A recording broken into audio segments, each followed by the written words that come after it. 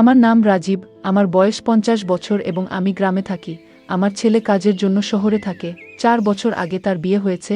একদিন ভাবলাম ছেলের ও তার স্ত্রীর খোঁজখবর নিতে শহরে যাই। শহরে পৌঁছানোর পর দেখি ছেলে তখন বাড়িতে নেই, বাড়িতে শুধু বৌমা একা। দরজায় কড়া না, বৌমা দরজা খুলে আমাকে দেখে মিষ্টি করে হাসল এবং বলল, বাবা, এত দূর থেকে হঠাৎ কিভাবে আসা হলো? আমি হেসে উত্তর দিলাম, বৌমা, তুমি জানো আমি তো দূরে থাকি, বয়স হয়ে গেছে, তাই এখন আসা যাওয়ার আগে অনেক ভাবতে হয়। কিন্তু তোমাদের অনেক দিন ধরে দেখিনি, তাই তোমাদের সঙ্গে একটু সময় কাটানোর ইচ্ছা হলো, তোমাদের দেখতে ইচ্ছে করছিল, তাই চলে এলাম। আমার বৌমাকে দেখে আমি মুগ্ধ হয়ে গেলাম, তার মধ্যে যেন এক নতুন সৌন্দর্য আবিষ্কার করলাম। সে আগের থেকে অনেক বেশি সুন্দর এবং আকর্ষণীয় লাগছিল, তার সৌন্দর্য যেন চারপাশের পরিবেশকে আরও উজ্জ্বল করে তুলছিল।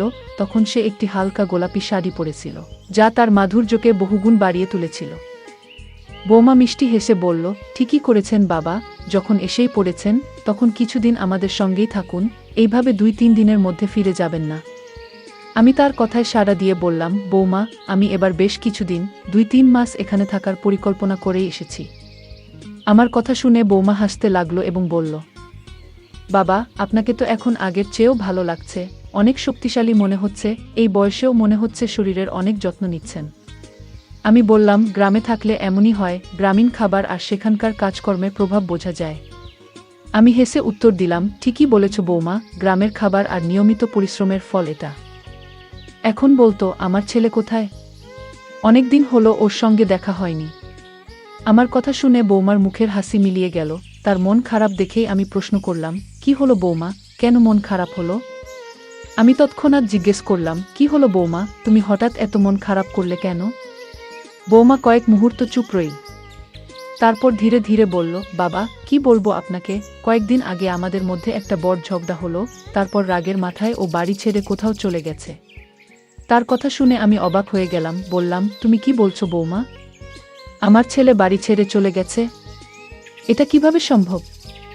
বৌমা কষ্ট পেয়ে বলল, বাবা, আপনি আপনার ছেলেকে ঠিকমত চেনেন না, ও কখনো আমাকে ভালোবাসেনি। আমাদের বিয়ে হয়েছে ৪ বছর, কিন্তু কখনোই আমি ওর কাছ থেকে ভালোবাসা পাইনি। ও সবসময় কাজ নিয়ে ব্যস্ত থাকে এবং আমার অনুভূতিগুলো বুঝতে চায় না। বৌমা আবেগপ্রবণ হয়ে বলল, বাবা, আপনি বলুন, একজন স্ত্রীর কি নিজের স্বামীর কাছ থেকে ভালোবাসা এবং সুখ পাওয়ার অধিকার নেই? আমারও ইচ্ছা আছে, আমারও অনুভূতি আছে, আমি চাই সে আমার সঙ্গে সময় কাটাক, আমার কথা শুনুক। তার এই কথাগুলো শুনে আমি গভীর চিন্তায় পড়ে গেলাম। বললাম, কিন্তু বৌমা, তুমি আগে এসব কেন বলনি? যদি তোমার কোনো কষ্ট থাকতো, তাহলে আমায় জানাতে এত দেরি করলে কেন? বৌমা চোখের জল সামলে বলল, বাবা, আমি চাইনি আমার কারণে কারো মন খারাপ হোক, ভেবেছিলাম সময়ের সঙ্গে সব ঠিক হয়ে যাবে, কিন্তু দিন দিন পরিস্থিতি আরও খারাপ হয়ে গেছে। আমি তার পাশে বসে তাকে সান্ত্বনা দিয়ে বললাম, বৌমা, আর চিন্তা করো না, আমি এখনই আমার ছেলের খোঁজ লাগাই, সব কিছু ঠিক করে দেব। আমি বললাম, বৌমা, চিন্তা করো না, আমি ওকে খুঁজে বের করব এবং এখানে ফিরিয়ে আনব। তখনই বৌমা বলল, বাবা, ওর অফিসের এক বন্ধুর ফোন এসেছিল, তিনি বললেন, আপনার ছেলে তার সঙ্গে আছে, সম্ভবত ও রাগ করে দূরে থাকতে চেয়েছে। কিছুদিন আমি শান্তভাবে বললাম, বৌমা, তোমার চিন্তা করার দরকার নেই, আমি ওর সঙ্গে কথা বলবো এবং সবকিছু ঠিক করে দেব। এরপর বৌমা বিশ্বাসটা বদলে হাসি মুখে বলল, বাবা, এসব কথা ছাড়ুন, বলুন তো এখানে এসে আপনার কেমন লাগছে? আমি মৃদু হেসে বললাম, এখানে এসে ভালোই লাগছে, কিন্তু তোমার কথাগুলো শুনে মনটা একটু ভারী হয়ে গেছে। তবে তোমাকে দেখে ভালো লাগছে, তোমাকে দারুণ লাগছে, মনে হচ্ছে বিয়ের পর আরও বেশি সুন্দর হয়ে গেছো। আমার কথা শুনে বৌমা একটু লজ্জা পেল এবং বলল, তাহলে কি আগে আমাকে ভালো লাগতো না? আমি হেসে উত্তর দিলাম, আগেও ভালো লাগতো, কিন্তু এখন যেন আরও বেশি ভালো লাগছে, হয়তো বয়সের কারণে এখন সবকিছু আরও গভীরভাবে অনুভব করতে পারছি। আমার বৌমা ছিল খুবই খোলা মনের এবং সহজ স্বভাবের। আমি যাই বলি সে সবকিছু সহজভাবে নিত, কখনো আমার কথায় মন খারাপ করতো না বা কোনো অস্বস্তি অনুভব করতো না। সে খুব সহজভাবে হাসতো এবং খোলামেলা কথা বলতো।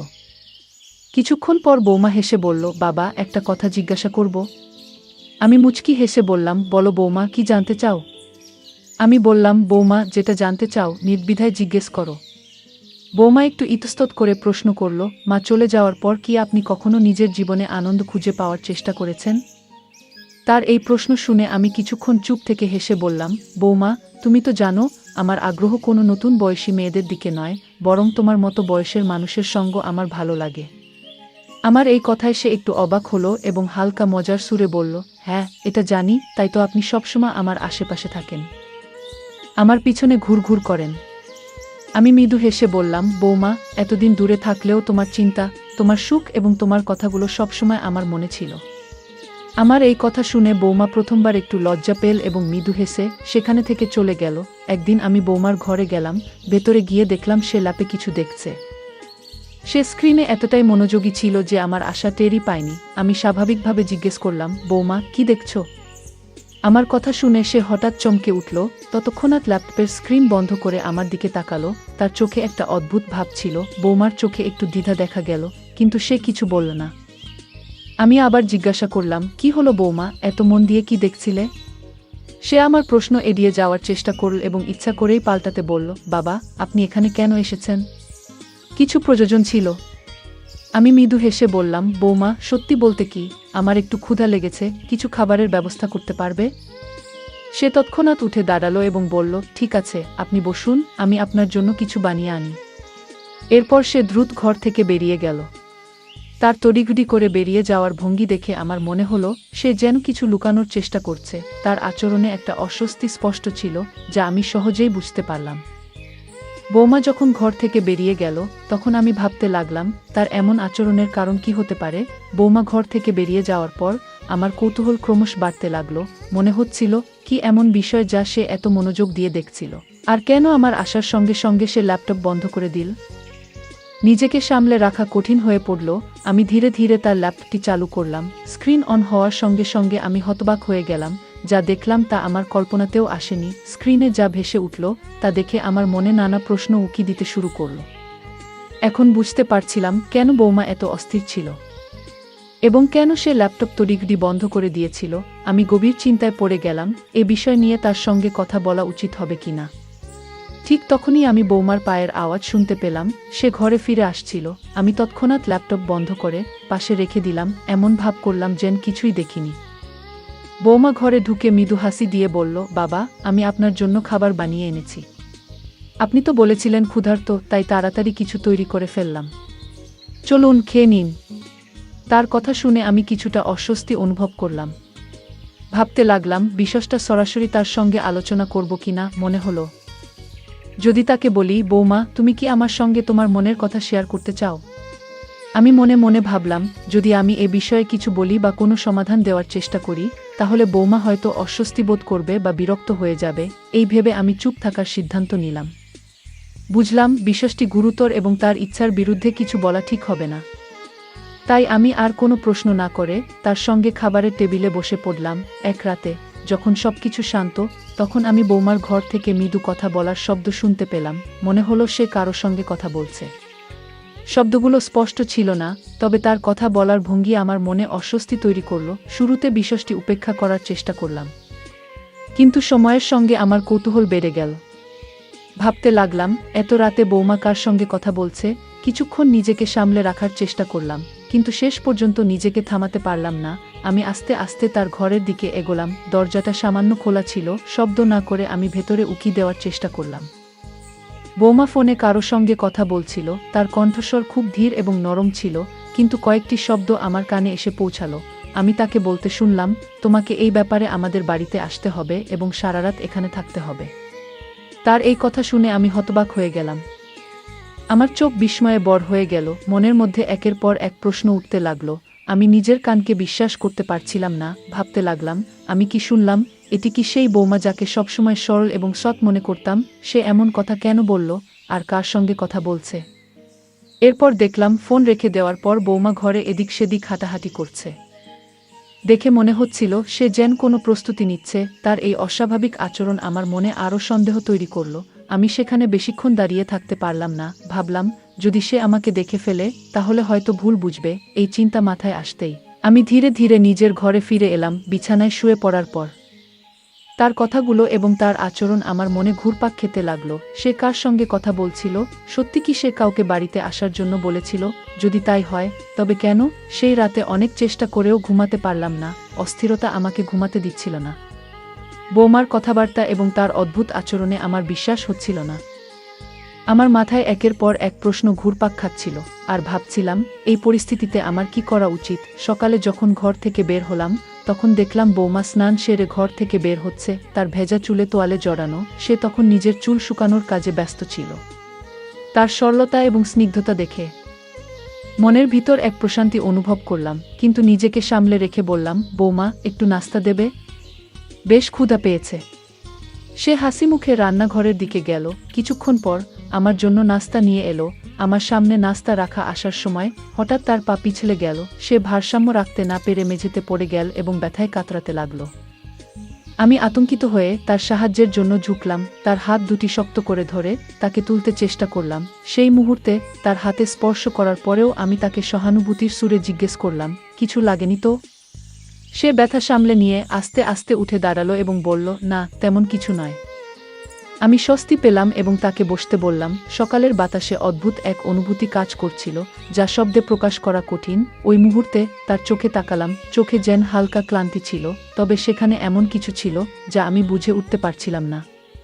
তাকে সাহায্য করার সময় তার হাত ধরে রেখেছিলাম কিছুক্ষণ। মনে হচ্ছিল জানতে চাই এই পরিস্থিতি তার কেমন লাগছে। বৌমা আমার দিকে তাকালো, কিন্তু কিছু বলল না। তার চোখে কোনো আপত্তি ছিল না, না ছিল কোনো অভিযোগ। মনে হলো হয়তো সেও এই মুহূর্তে বিশেষত্ব অনুভব করছে। কিছুক্ষণ পর তাকে উঠতে সাহায্য করলাম। সে ধীরে ধীরে সামলে উঠে দাঁড়ালো এবং নিজের পোশাক ঠিক করতে লাগলো। আমি জিজ্ঞাসা করলাম, তুমি ঠিক আছো তো? কোথাও ব্যথা পেল না তো? সে মৃদু হেসে বলল, আমি ঠিক আছি বাবা, শুধু একটু পিছলে গিয়েছিলাম। আপনি বসুন, আমি নতুন করে নাস্তা নিয়ে আসছি। রান্নাঘরের দিকে চলে গেল সে। আমি ঘরে বসেছিলাম।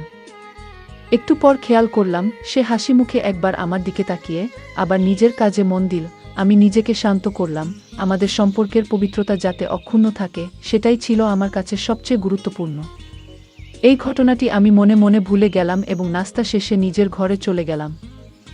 ঘটনাটা সেই দিনের, যখন দুপুরে একটু বিশ্রাম নিতে আমার ঘরে গিয়েছিলাম। গভীর ঘুমে তলিয়েছিলাম।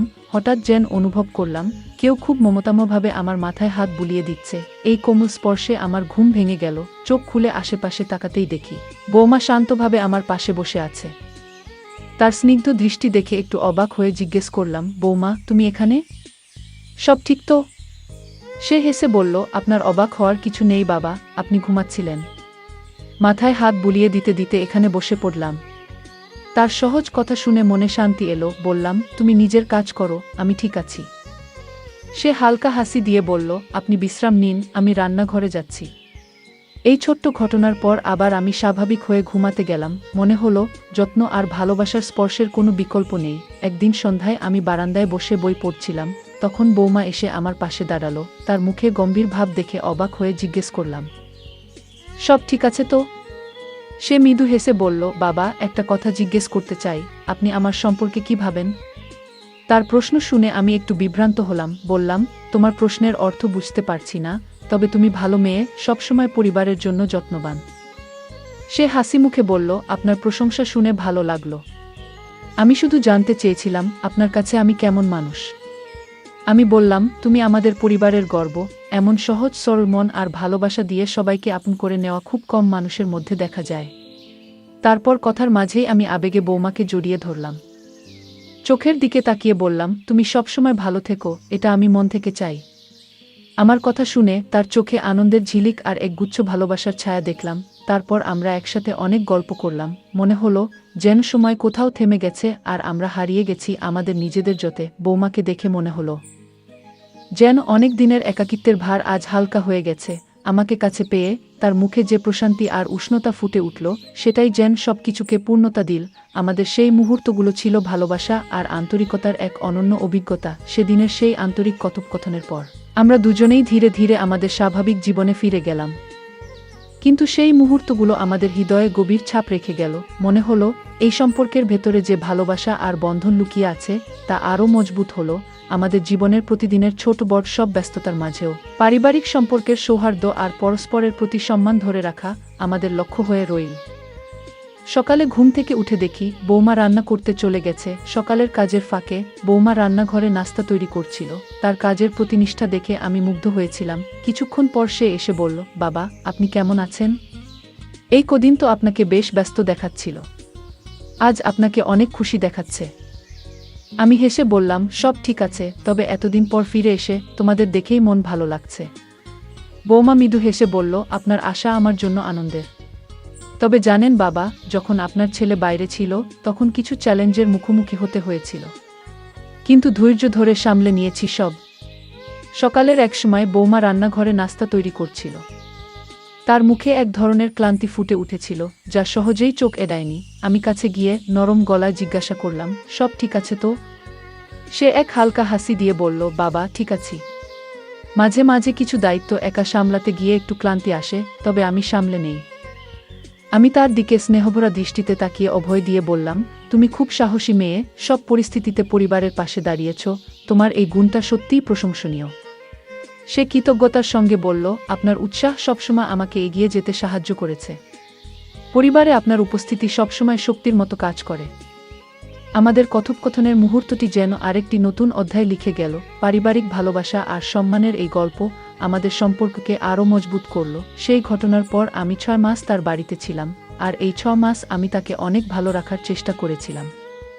আর সেও অনেক খুশি ছিল। শেষে আমি তার দিকে স্নেহমাখা দৃষ্টিতে তাকিয়ে বললাম, তুমি সবসময় পরিবারের জন্য এত পরিশ্রম করো। জানো, তোমার মানসিক শক্তি আমাদের সবার জন্য সত্যিই অনুপ্রেরণাদায়ক। যদি কখনো কিছু প্রয়োজন হয়, আমাকে জানাতে দ্বিধা করবে না। আমি সবসময় তোমার পাশে আছি। সে গভীর কৃতজ্ঞতায় চোখ নামিয়ে মৃদু হাসি দিয়ে বলল, আপনার এই আশ্বাস আমার কাছে অনেক বড় শক্তি। আপনার মতো একজন মানুষ পরিবারে থাকা মানেই ভরসার এক বড় আশ্রয়। তার এই কথা আমার হৃদয়কে উষ্ণতায় ভরিয়ে দিল।